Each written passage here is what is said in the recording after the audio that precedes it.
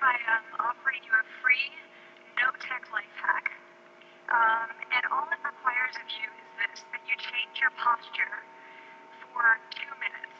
But before I give it away, I want to ask you to right now do a little audit of your body and what you're doing with your body.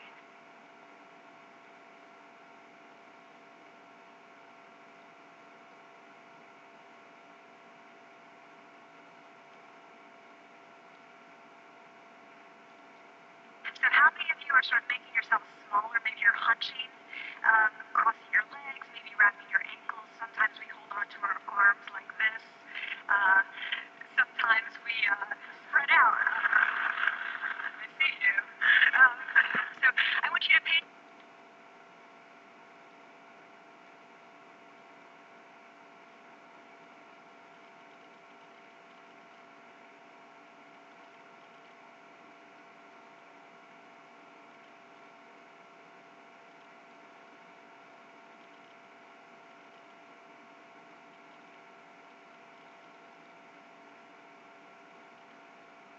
Attention to what you're doing right now.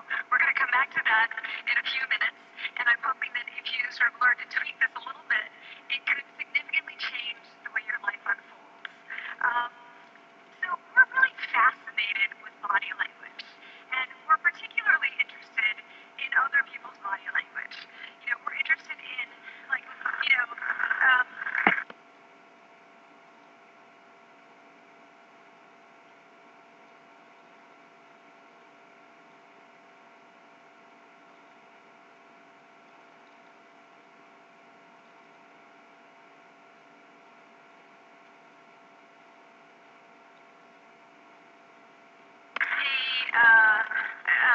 an awkward interaction or a smile or a contemptuous glance or maybe a very awkward wink, or maybe even something like a handshake. Here they are arriving at number 10, and look at this lucky policeman gets to shake hands with the President of the United States. Oh, here comes the Prime Minister there.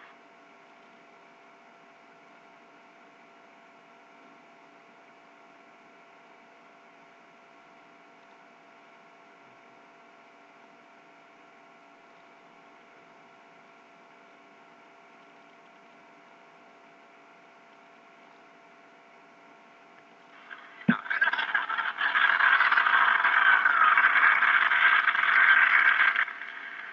a handshake or the lack of a handshake can have us talking for weeks and weeks and weeks, even the BBC and the New York Times.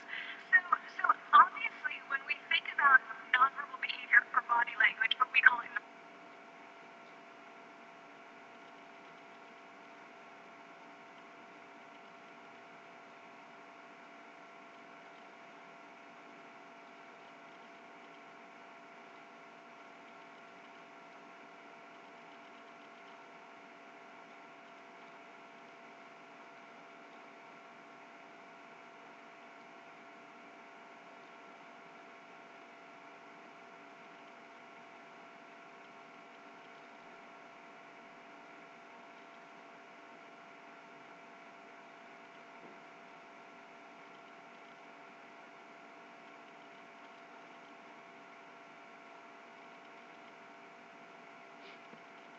verbals as social scientists.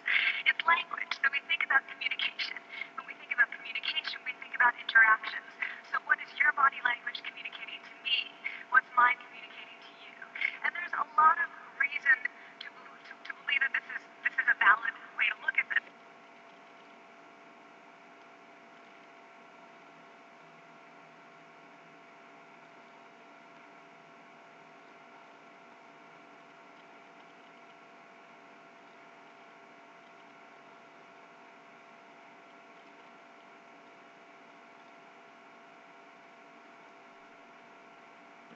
The social scientists have spent a lot of time looking at the effects of our body language or other people's body language on judgments. And we make sweeping judgments and inferences from body language. And those judgments can predict really meaningful life outcomes, like who we hire or promote, who we ask out on a date. For example, um,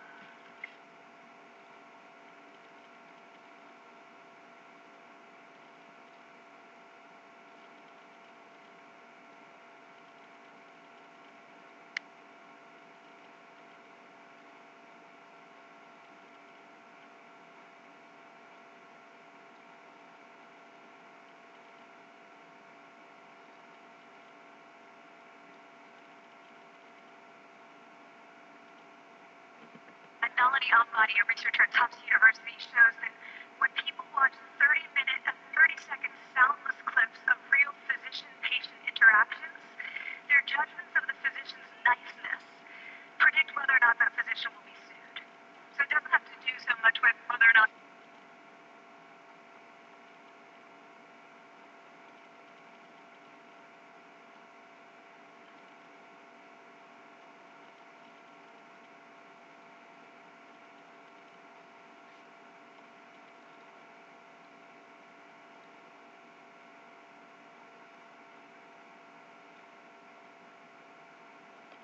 that physician was incompetent, but do we like that person and how they interacted?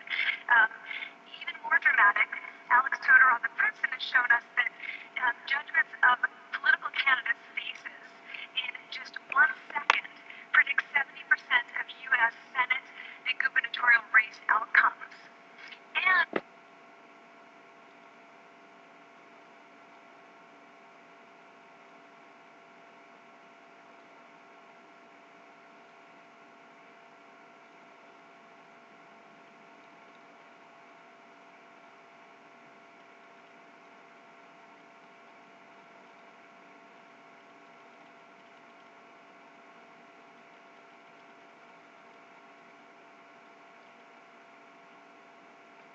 even, let's go digital, emoticons used well in online negotiations can lead you to claim more value from that negotiation. If you use them poorly, bad idea, right? So, so when we think of nonverbals, we think of how we judge others, how they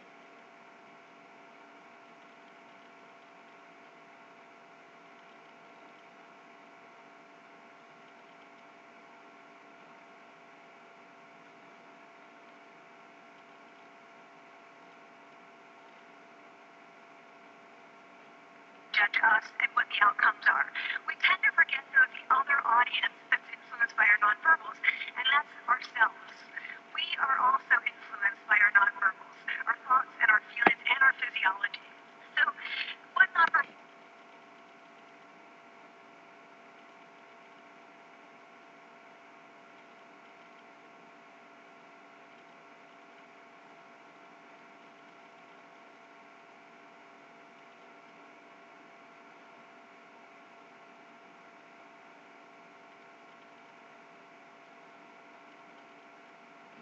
Am I talking about? I'm a social psychologist. I study prejudice, and I teach at a competitive business school. So it was inevitable that I would become interested in power.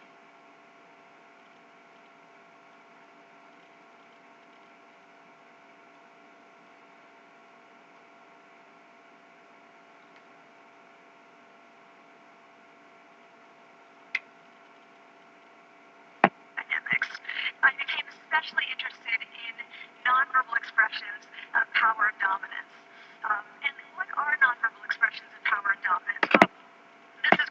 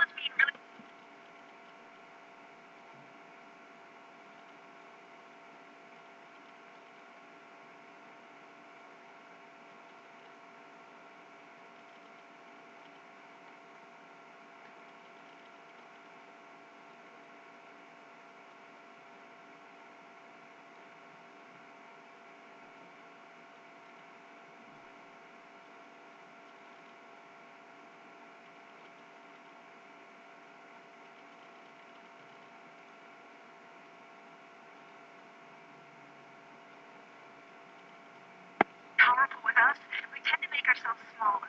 We don't mirror them, we do the opposite of them. So I'm watching this behavior in the classroom, and what do I notice? I notice that MBA students really exhibit the full range of power nonverbals. So you have people who are like caricatures of alphas, like really coming into the room. They get right into the middle of the room before class even starts, like they really want to occupy space. When they sit down, they're sort of spread out. They raise their hands like this. You have other people who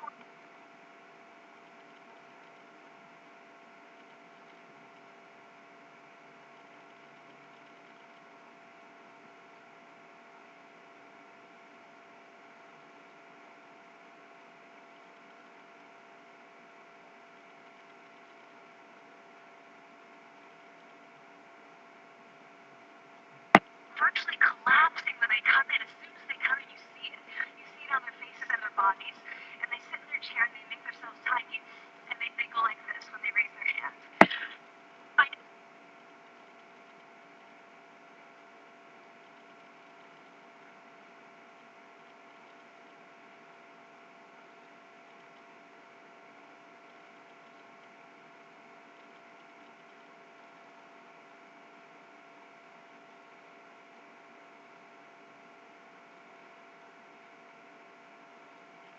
a couple things about this. One, you're not going to be surprised. It seems to be related to gender. So, than men. Women feel chronically less powerful than men, so this is not surprising.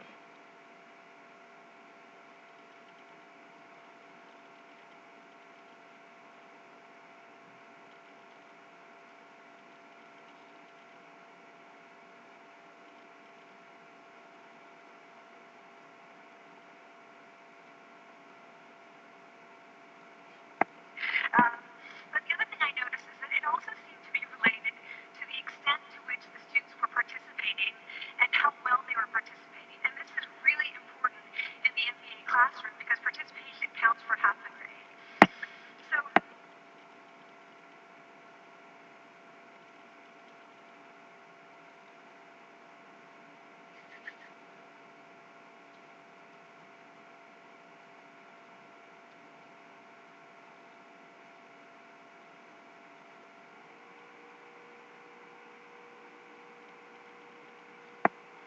business schools have been struggling with its gender grade gap. You get these equally qualified women and men coming in, and then you get these differences in grades, and it seems to be partly attributable to participation. So I started to wonder, okay, so you have these people coming in like this and they're participating. Is it possible that we can get people to fake it, and would it lead them to participate more? So my main collaborator, Dana,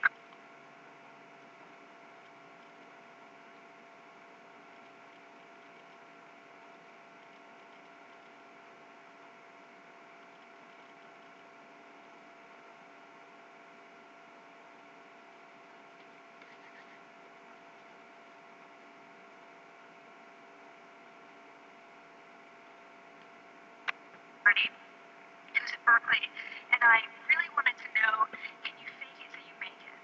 Like, can you do this just for a little while and actually experience a behavioral outcome that makes you seem more powerful? So we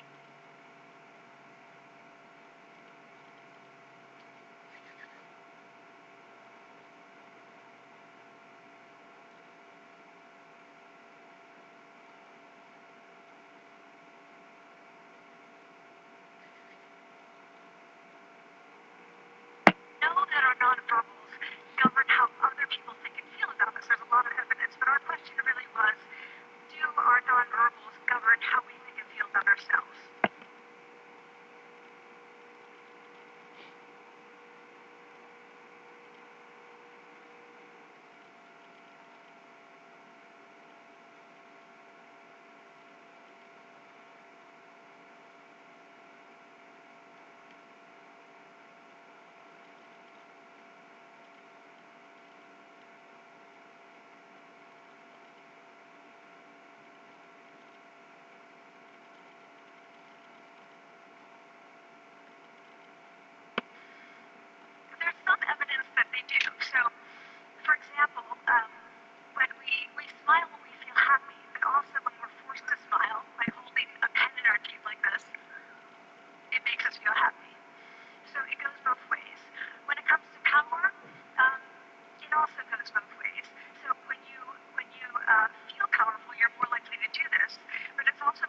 powerful that when you pretend to be powerful, you are more likely to actually feel powerful.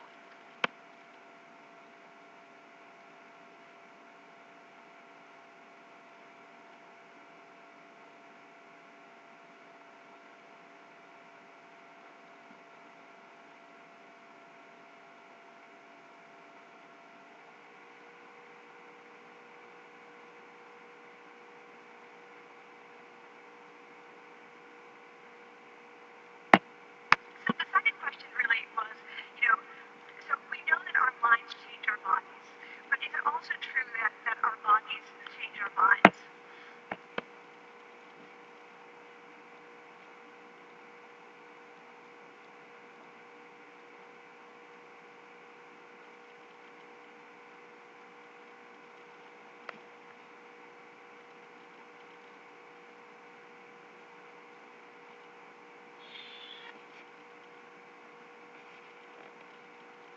A rule change.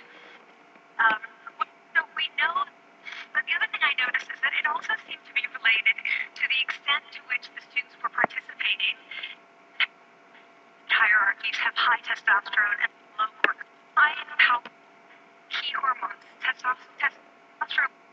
There also are differences. On to feel powerful, you're more like it makes us feel happy. So it goes both ways. When it comes to power, um, it also goes both ways. So when you feel powerful, you're more likely to do this. But it's also possible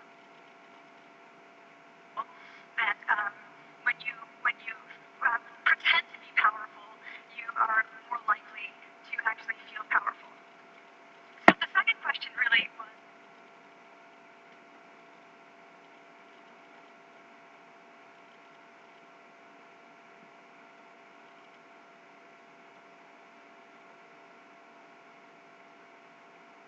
You know, so we know that our minds change our bodies, but is it also true that our bodies change our minds?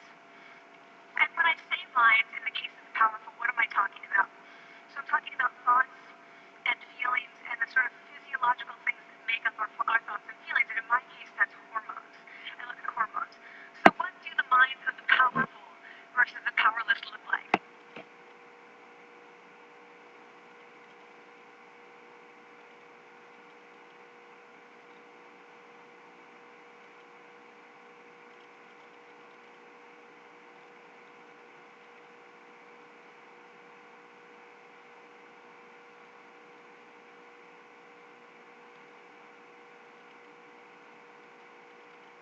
So powerful people tend to be, not surprisingly, more assertive and more confident, more optimistic. They actually feel that they're going to win even in games of chance. Uh, they also tend to be able to think more abstractly. So there are a lot of differences. They take more risks. There are a lot of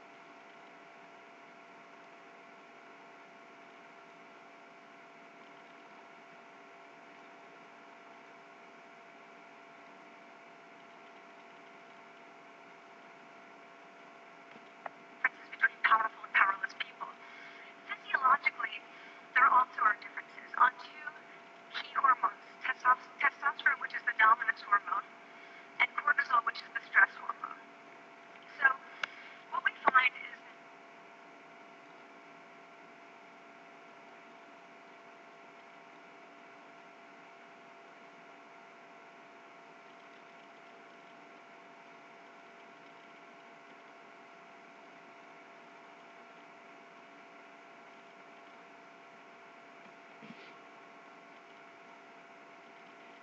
even in games of chance, uh, they also tend to be able to think more abstractly. So there are a lot of differences. They take more risks. There are a lot of differences between powerful and powerless people. Physiologically, there also are differences on two key hormones, testosterone, which is the dominance hormone, and cortisol, which is the stress hormone. So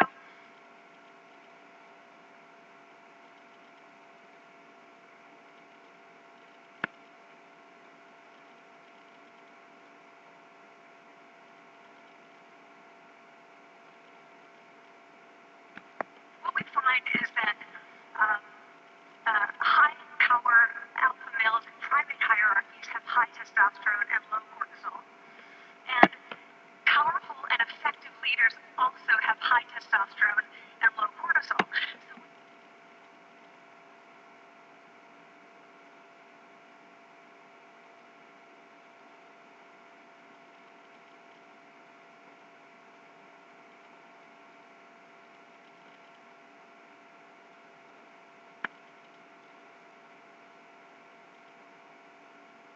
what does that mean? When you think about power, people tended to think only about testosterone because that was about dominance. But really, power is also about how you react to stress. So do you want the high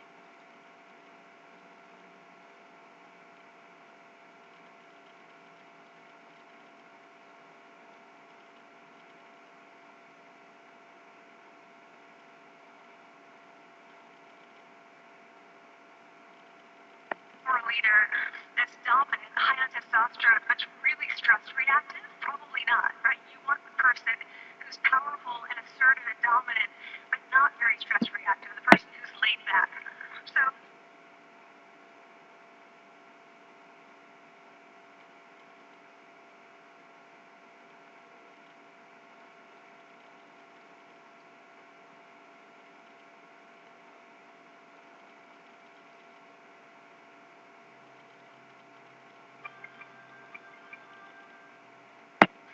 we know that in private hierarchies, if an alpha needs to take over, if an individual needs to take over an alpha role sort of suddenly, within a few days, that individual's testosterone has gone up significantly and its cortisol has dropped significantly.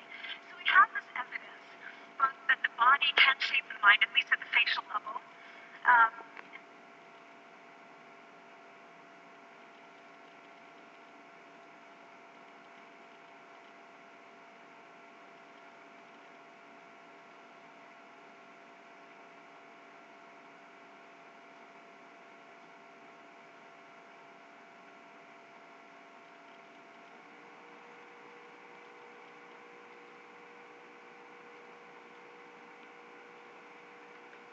Also, that role changes can shape the mind. So what happens if you take a role change? Um, what happens if you do that at a really minimal level, like this tiny manipulation, this tiny intervention? For 2 minutes you say, I want you to stand like this, and it's going to make you feel more powerful. So this is what we did. We decided to